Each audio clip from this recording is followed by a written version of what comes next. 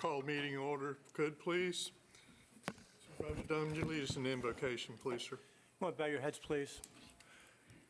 Lord, we just thank you for the freedom we have here to worship you, for the freedom we have to have our own lives without strong government interference. We ask that you give us wisdom as we make decisions that affect everybody in Frederick County. Give your protection to those that need protection. And just thank you for loving us and giving us the opportunities we have here. In Christ's name we pray. Amen. Amen. Mr. Chairman Lofton, you lead us in the pledge, please, sir? Stand, face our flag, and join me in the pledge. I pledge allegiance to the flag Of the United States of America and to the republic for which it stands, one nation, under God, indivisible, with liberty and justice for all. Thank you, sir. Welcome. Adoption of the agenda, how would the board like to handle it? Move for approval as submitted. Motion to approve as submitted, is there a second? Second. Second. Is there any discussion?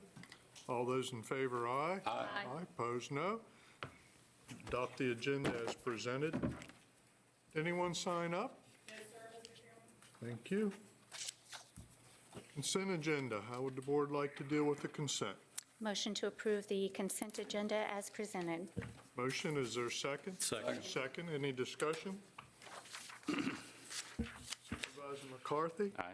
Supervisor Slaughter? Aye. Supervisor Wells? Aye. Supervisor Lofton? Aye. Supervisor Dunn? Aye. Supervisor Trout? Aye. Chair votes aye, motion carries.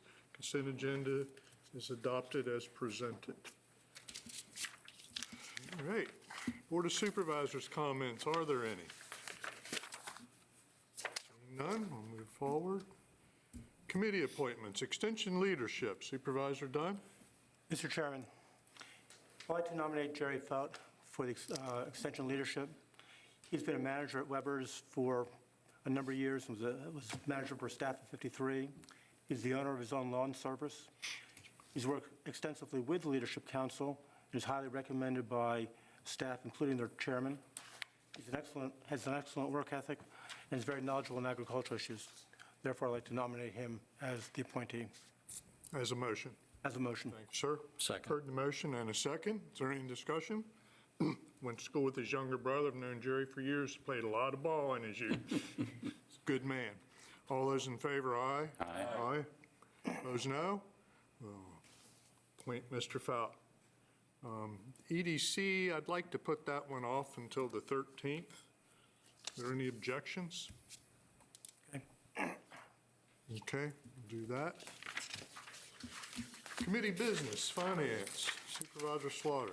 Yes, sir, Mr. Chairman. The Finance Committee met on Wednesday, October 16th. The following items were approved under consent agenda 2, 4, and 5, and I would make the motion to so move. Heard the motion, is there a second? Second, Mr. Chairman. Second, any discussion? Supervisor Trout? Aye. Supervisor Dunn? Aye. Supervisor Lofton? Aye. Supervisor Wells? Aye. Supervisor Slaughter? Aye. Supervisor McCarthy? Aye. Chair votes aye, and the motion carries. Item number 3, the Public Works Director requests Shawnee Land supplemental appropriation in the amount of $30,000. This amount represents a carry forward of unspent fiscal year 2019 funds to be used for the construction of additional office space. The Public Works recommended approval. The Finance Committee also recommends approval, and I would so move. Heard the motion, is there a second? Second. And a second, is there any discussion? Supervisor McCarthy? Aye. Supervisor Slaughter? Aye. Supervisor Wells? Aye. Supervisor Lofton? Aye. Supervisor Dunn? Aye. Supervisor Trout? Aye. Chair votes aye, and the motion carries. And Did we forgive get me, one? I need to Number one, right? back up to item number 1. Item number 1 on my original was no action, and it was a budget overview, so forgive me for skipping that. Frederick County Public School Director of Finance requests a $1,388,520.16 of unspent in the school operating fund in fiscal year 2019 to be carried forward to fiscal year 20. Of this amount, $347,857.06 represents restricted grant funds received, and $1,040,663.10 represents an unobligated surplus to be used for 10 school buses. The committee recommends approval of a transfer from the county capital fund to the school operating fund in the amount of $347,857.06, and a transfer from the county capital fund to the school capital fund in the amount of $1,040,663.10. And I would so move. Heard the motion. Is there a second? Second. And a second. Is there any discussion? Supervisor Trout? Aye. Supervisor Dunn? Aye. Supervisor Lofton? Aye. Supervisor Wells? Aye. Supervisor Slaughter? Aye. Supervisor McCarthy? Aye. Chair votes aye, and the motion carries. Okay, so let me go back to item number 6. The Deputy County Administrator requests a general fund supplemental appropriation in the amount of $102,000. This amount represents the maintenance and operation of Sunnyside Plaza. No local funds are required. These funds are coming from the lease obligations. The committee recommended approval, and I would so move. Heard the motion. Is there a second? Second. And a second. Is there any discussion? Anyone? Supervisor McCarthy? Aye. Supervisor Slaughter? Aye. Supervisor Wells? Aye. Supervisor Lofton? Aye. Supervisor Dunn? Aye. Supervisor Trout? Aye. Chair votes aye, and the motion carries. And Mr. Chairman, that concludes my report. Thank you. All right, item number 10 is a public hearing, proposed school bond financing by the Board of Supervisors, County of Frederick, Virginia. Mr. Chairman, Tierney. this is a public hearing for approval of bonds. This was a supplemental appropriation for Ayler School in the amount of $3.2 million. Attached in your agenda is the resolution which authorizes the issuance of bonds not to exceed the $3.2 million. The Superintendent of Schools and the Finance Director for Schools are here if you have questions, but I think this is fairly straightforward. Thank you, sir. Questions of school staff, anyone? All right, so this is a public hearing. Is there anyone who would like to comment concerning this proposed school bond financing? Anyone at all? Anyone? Last call. We'll close the public hearing portion of the discussion. How would the board like to handle this one? Mr. Chairman, I would make a motion for the approval of the bond borrowing of $3.2 million Second. By resolution. by resolution. Yes, sir. Heard the motion. Is there a second? Second. And a second. Is there any discussion? Anyone? Supervisor Trout? Aye. Supervisor Dunn? Aye. Supervisor Lofton? Aye. Supervisor Wells? Aye. Supervisor Slaughter? Aye. Supervisor McCarthy? Aye. Chair votes aye, and the motion carries. All right, that will bring us to board liaison reports. Are there any? Citizen comments on any issue that you might like to bring to the board's attention. Is there anyone who would like to address the board? Anyone? Yes, ma'am. If you'd come forward, give us your name and magisterial district, and attempt to limit your comments to 3 minutes or less, please. Welcome. Thank you. Thank you very much. My name is Jeanette Neal, and I am in the Red Bud District. So I'd like to bring to your attention something that we addressed to the school board last week concerning our neighborhood. There's some of us here from our neighborhood that live in the Lynn Haven community. And if you know what school sits right next to Lynn Haven community is the Greenwood Mill Elementary School. And it's the only school currently in our district that is a neighborhood school. About 10 days ago at 7:57 p.m., we had a gunshot go off right outside of school grounds on that same area by the fence. 20 minutes earlier, one of our neighbors was outside at that exact location teaching their child how to ride a bike. 8 weeks previously, we had an incident where several shots were fired right at the same location, and that happened at 12:57, I believe, p.m. This is a problem because this school needs to be treated as a community center versus not just a school that all of our children are enrolled in. The school is used for basic rec, which is through you, Frederick County uses it for soccer and for football, which is through you. Meetings, I know, Mr. Dunn, you've had meetings at the community center. We have birthday parties. We have lots of different things. We have a community exercise center that's open all the way until 9:30 p.m., which is well past light.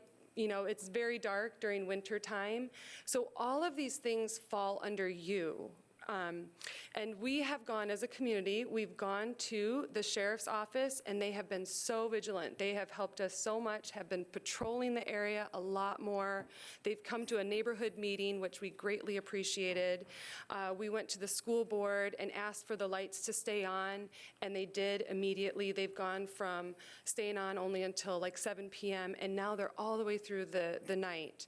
The issue here is we need more of that. It's a safety concern that greatly involves you, and we need your help to help fund this. We're going to try and do our best on the HOA end to do what we can, and the school is doing what they can, and the sheriff is doing what they can, but with a growing community, we can't rely on just the sheriff's office to be patrolling when it just continues to grow.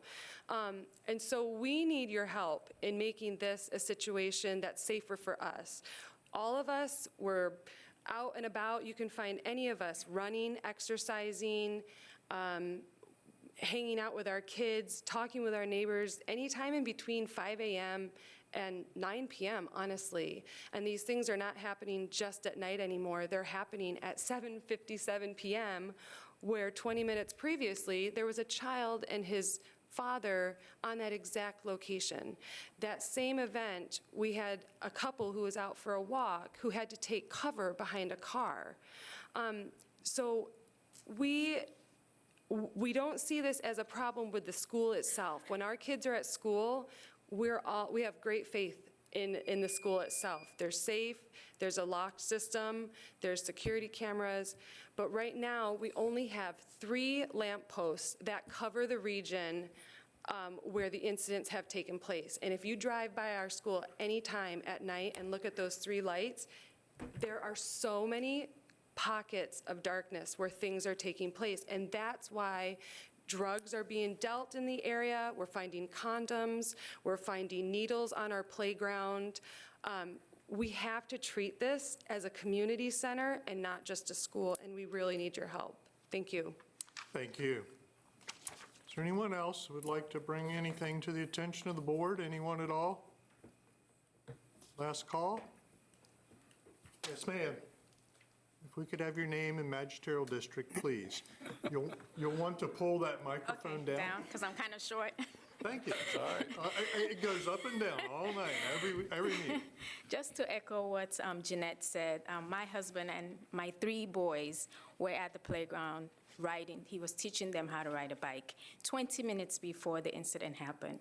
And one of the reasons, we have a lot of healthcare providers in that neighborhood, and one of the reasons the realtor sold those properties to us is because we can walk our kids to school. That was an asset to us. We could have easily lived in Winchester City, but we chose that area. Winchester, where it's closer to the hospital, where we can get to work, or our husbands can get to work. But we chose that neighborhood because we can walk our kids to school. It's a community area. And to have this kind of incident happen is frightening. We are scared for our kids. We are scared for our neighbors. We have a lot of children over there, and it really bothers us, and we really, it touches a lot of our hearts. A lot of us that are here are mothers. We should be putting our kids to sleep now. We should be making dinner, but we left them with the husbands and with the sitters to be here to let you know how it deeply concerns us. That's all I have to share. Good, thank you. Anyone else? Yes, sir.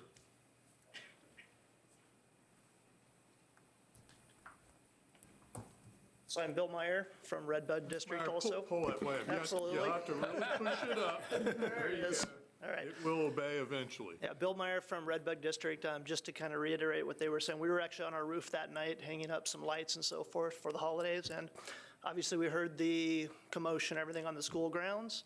And then it ended up in the road with a gunfire or so forth. And so that's kind of what happened that night. So I think as talking with some of the other residents in the area, what I think we're asking for is some help from funding from Frederick County, not necessarily the school, but I mean, if the school can help also, that would be great. but possibly of installing some additional lights, cameras, that can kind of police that area to prevent that type of activity from going on. The more they know and the more we call the sheriff's department out, the less likely those individuals are going to be able to come back also. But I think the cameras are definitely a huge help. Most of us have cameras on our homes, which some of us are actually increasing the quality of those cameras to be able to capture a little bit more of the street, to be able to help with that also. So if that would be an appropriation that would be appropriate, we'd greatly appreciate it. Thank you. Thank you, sir. We'll depend on the Building and Grounds Committee of the schools to look at that issue and try to develop a plan. And Parks and Recs actually does the grounds maintenance for the school systems. So they will be able to identify what kinds of debris and such that they find over and above what I'm sure that you all find. This is really a shame. I mean, that's the closest we have ever come to being able to actually have a neighborhood school, that real neighborhood school. So very, very concerned about that. Anyone else like to speak? Mr. Graver?